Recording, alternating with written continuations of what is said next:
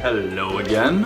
Welcome back to the channel. My name is James. Today we are continuing with part 4 of the Story of My Golf Life series. Now, if you have not seen the 3 previous parts, you know what to do. So here we go. Guys, please subscribe to the channel, leave the video a comment and a like, get that notification bell on. I'm still working on getting to my first 100 subscribers, so let's make it happen. Enjoy the video, guys. Cheers.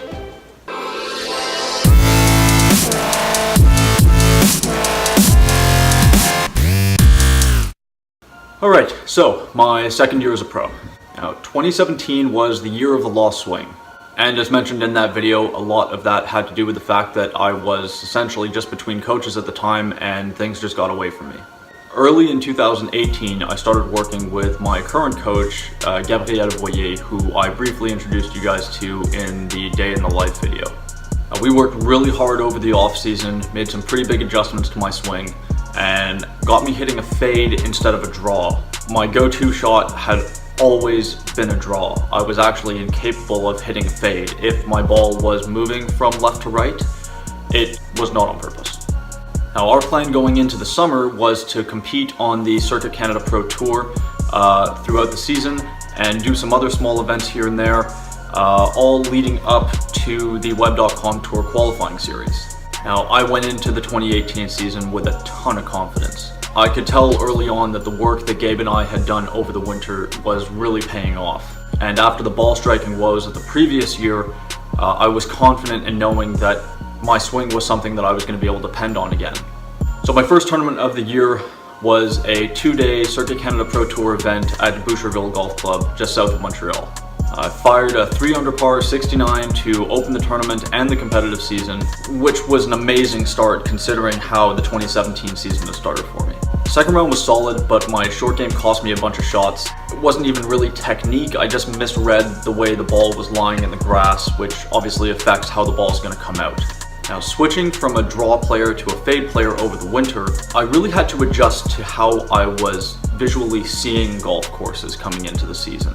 And I have to admit that most of my pre-tournament season prep went into just, visualizing my tee shots, now lining up on a different side of the tee box and looking down a different side of a fairway, just kind of training my eye to trust what I was looking at, considering it was the complete opposite of what I've been doing my entire life. And this definitely took away from the amount of time that I should have spent working on my short game, but lesson learned. Finished tied for 14th in that event, and even though I felt like I played a lot better, it was a strong start to the season. Now, the very next day was the Golf Quebec Spring Open. At the Spring Open, I experienced the purest ball striking I ever have.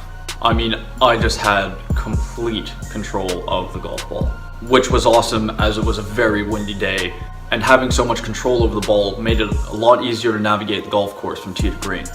Now, unfortunately, I missed a couple of short putts kind of mid-round. They weren't bad putts, they were just misreads, but it really shook my confidence and I just couldn't commit to hitting my lines for the rest of the round after that. So again, great showing, disappointing result. A couple of weeks after that, I drove 6 hours to Rimouski to play in a tournament at Le Pic. Played all right, nothing great, finished tied 17th. And then my next event was the Canadian Open Regionals, which, as well prepared as I felt I was for it, unfortunately turned into an absolute nightmare. I hit an absolutely perfect tee shot off the first hole, and when I hit my wedge approach to the first green, the wind knocked my ball out of the air and into the water hazard that was protecting the front of the green. I started the one-day qualifier by making a quadruple bogey 8 on the first hole. Played quite well the rest of the way around, but the damage was done after the first hole. I just couldn't make enough birdies coming in to rectify what had happened. Now, that same week, I actually struggled with my ball striking a little bit at the Desjardins Invitational in Hawkesbury, but scrambled well and was able to limit the damage and finish tied 23rd. Our next event was the Baton Rouge Open at Cap Rouge Golf Course in Quebec City. Now, I went into this tournament on a hot streak, which was actually convenient as we played this tournament in the middle of a massive heat wave. Every single round of golf I had played since the final round at Hawkesbury was under par. Now, a couple of things happened at this tournament.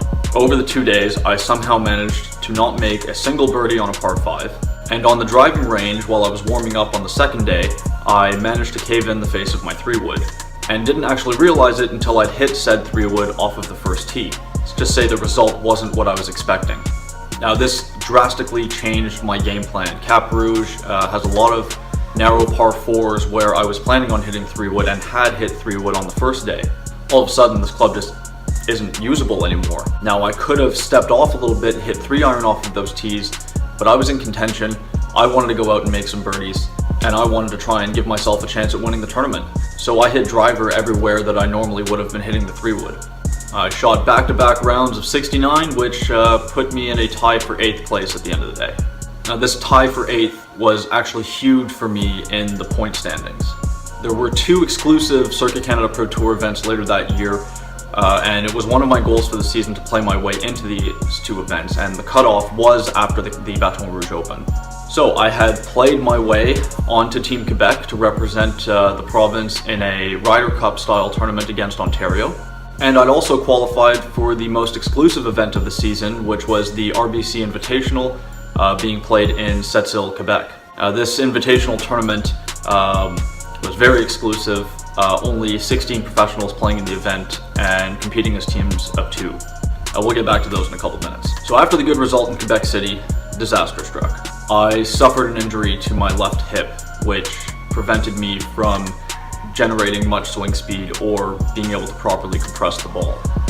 I mean, golf is hard enough as it is, but this injury basically made golf impossible for me. Now the injury was never painful, so I was able to play through it. But in retrospect, I almost wish that I had been experiencing some pain, because I probably would have been more likely just to shut things down for a little while and try and deal with it right away. But putting up good scores became extremely difficult as my ball striking was just weak and inconsistent. I mean, I managed to put together some good rounds, but they were really few and far between, and a lot of those between rounds were disastrous. I did manage to finish tied for 2nd at a Pro-Am in Bromont after shooting 68. Which was nice, and it was a bit of an emotional one for me, as the Pro-Am was a fundraiser for Parkinson's Quebec, and my dad was diagnosed with Parkinson's 13 years ago. So now we move on to the Quebec versus Ontario Ryder Cup in Rivière-du-Loup.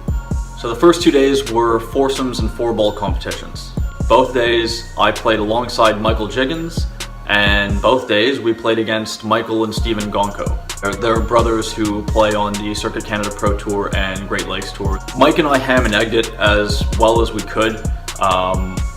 Obviously because of the injury, I didn't contribute as much as I would have liked, but we were able to limit the damage, and both matches finished all square. Now in the singles matches on the final day, I played against Michael Gonko, and this was a very, very turbulent match. I somehow found myself 4 down after 5 holes, and just nothing was working for me. My ball striking wasn't there because of the injury, and my short game just wasn't coming through.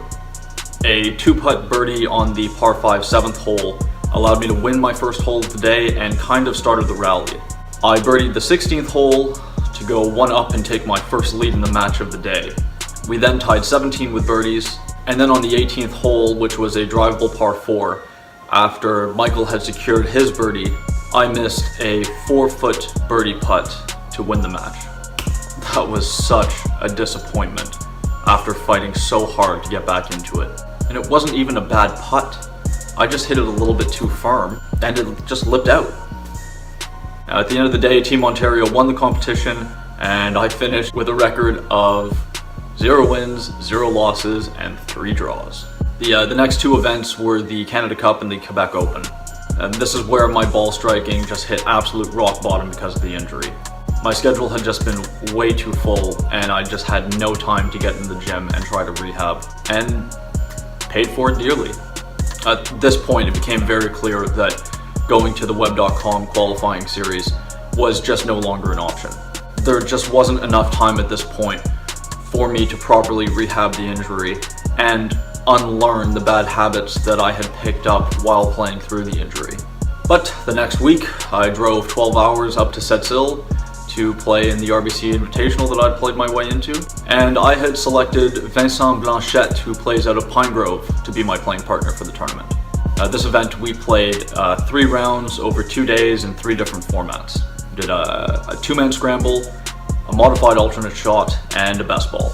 Now, unfortunately, Vince and I made a terrible mistake, just a terrible judgment call during the modified alternate shot round, which cost us a double bogey and pretty much 3 shots to the field, as it was definitely a birdie hole. But other than that, we actually played really solid golf.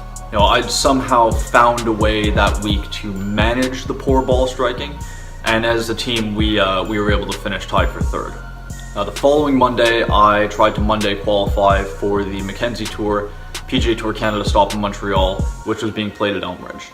I struggled through very poor ball striking to finish 2 under par and miss getting into a playoff by 1 shot. This was an absolute breaking point for me. I was just so sick and tired of being injured and not being able to perform that I literally cut all of my practice time out of my schedule and got into the gym as often as I could to try and rehab the injury. Now, I did compete in the 2 remaining Circuit Canada Pro Tour events for the season, but my focus at this point was really just on getting healthy, and I was already looking ahead to 2019. So another season as a professional, another season full of highs and lows. The injury was incredibly unfortunate because, as I said, I was playing the best golf of my life right before getting hurt. You know, the golf gods clearly had other plans for me and wanted me to learn some more hard lessons on the course, just as I had my first year as a pro. And even though I could not perform at my best, I stepped up in the face of adversity and gave it my best shot, even when I knew that my best wasn't there. I'm very proud that I managed to play my way onto Team Quebec for the Ryder Cup, as well as playing my way into the RBC Invitational. You know, these were preseason goals of mine, which I had achieved. But once the injury hit, the season was basically just a lost cause. Now, I am no longer injured. I have worked incredibly hard this off-season to fully rehabilitate the injury, as well as just to strengthen my core and my glutes, basically everything surrounding my hips, just to ensure that this doesn't happen again in the future. But I will be going into more detail about that, as well as my plans going forward into this season in the next video, so stay tuned for that. Guys, as always, subscribe to the channel, leave me a like and a comment below the video. Love interacting with you guys. Share the video with any of your golfing friends that you think might be interested in following my story. Thanks for watching, and I will see you again soon. Cheers, guys.